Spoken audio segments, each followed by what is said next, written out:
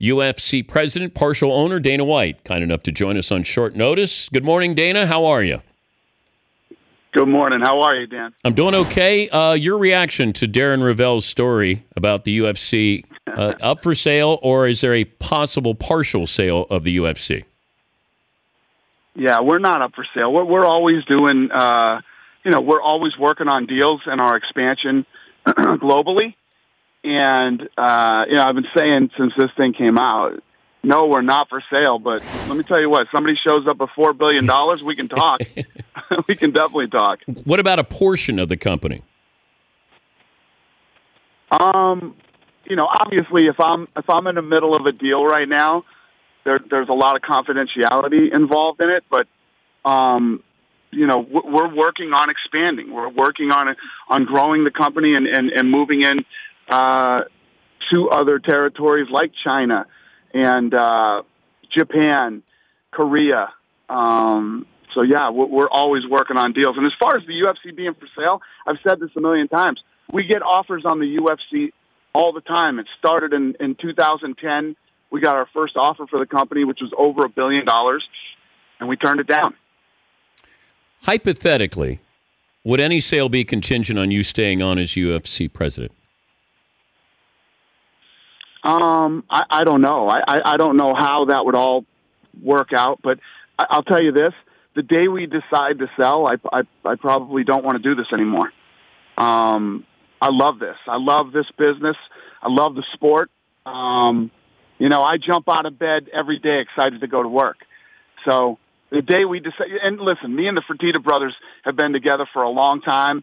We're very close friends. We work well together, and something we did would be a mutual decision, and we'd probably all be looking to get out if we sold. So the Fertitta brothers, who own close to 80%, I think, of the UFC. Now, I was also told this, whether it's true or not. That's why I can ask you: are they trying to buy the Raiders and move them to Vegas? No, that's absolutely false. That's not true. The Fertitta, it's very well known. The Fertitta brothers are lunatics about football. They love football. What they've done to help Bishop Gorman become the number one high school team in the country. Lorenzo's son plays at Notre Dame. Lorenzo's other son plays at Villanova. They're definitely football guys, but they are not looking to buy a football team right now. Do you think the Raiders would that be successful in Vegas, knowing that market? Absolutely. I think that any football team that comes to Las Vegas will be very successful. Thank God I grew up and spent some time in Boston, so I'm a big Boston guy. I follow all the Boston teams, but I think growing up, it's so much fun to be a fan of a team. So Vegas has never had that, I think that if any football team comes here, it'll be massive. What did you pay for the UFC 15 years ago? We paid $2 million for it, but then we ended up about $44 million in the hole building it before it turned around. It's a pretty good investment, Dana. It's not bad. Did you ever think on bailing? Was there any part of you that said, well, I just don't know if this is going to work? Well, yeah, there was a point in time where Lorenzo, when we got into this was a fun hobby for them. It became a not fun hobby when they were $44 million in the hole. And Lorenzo said, I can't keep doing this, And I said, believe me, I hear you. So we ended up coming up with the Ultimate Fighter, and the Ultimate Fighter turned everything around once we got on TV. It's Dana White, UFC president, joining us, Dan Patrick Show. Last time you spoke to Conor McGregor? Conor and I have been talking every day. We're going to have dinner next week. Our relationship's great, and we're going to put the little speed bump in the road that happened there behind us and move forward. So everything's great. Can he be on the card for UFC 200? He will not be on 200. We're going to get together next week and see what card he'll end up fighting on. So I figured 202 in August. I got McGregor and Diaz 2. How's that sound? You You figured that what, 202? Yeah, 202 in August. McGregor Diaz 2. Sounds like a good idea to me. Well, what's McGregor? Does McGregor think it's a good idea? Is that a confirmation of this, Dana? McGregor's ready to fight on 200. Yeah, I know. The thing that has made Conor McGregor a massive star and why people love him, this kid loves to fight. He'll fight anybody, anywhere, anytime. He goes in and goes for broke. His fights are exciting and fun, leading up to them, during them, and after them. McGregor's ready to fight. But is he in for 202? Have you penciled him in for 202? No deal is done for 202. No.